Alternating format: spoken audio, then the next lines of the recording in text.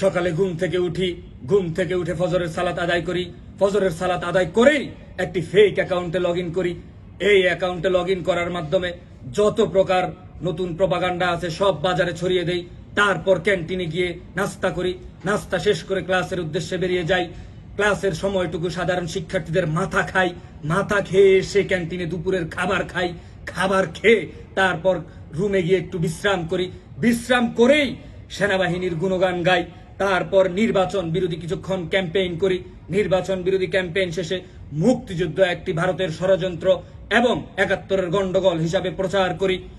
প্রচার করে কিছুক্ষণ আবার বিশ্রাম নেই, আবার বিশ্রাম নিয়ে উঠে কিছুক্ষণ পড়াশোনা করি, পড়াশোনা করেই আবার লেগে পড়ি চরিত্র হননের কাজে। চরিত্র হনন শেষ করে জান্নাতের কিছুক্ষণ টিকিট বিক্রি করি। সন্ধ্যা নামতেই মাগরিবের সালাত আদায় করেই ক্যাম্পাসে বেরিয়ে যাই মোরাল পুলিশিং করতে। এখানে সেখানে নানাবিধ মোরাল পুলিশিং করে নানাবিধ মব সৃষ্টি করে তারপর আবার রুমে ফিরে যাই। রুমে ফিরে গিয়ে রাতের খাবার গ্রহণ করি, খাবার গ্রহণ করেই রুমে গিয়ে আবার নতুন করে মুহুর্মুহু বট আক্রমণ শুরু করি।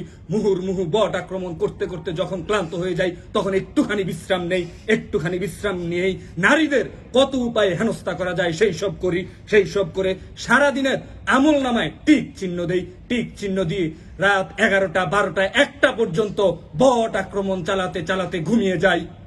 আলহামদুলিল্লাহ। ঠিক আছে।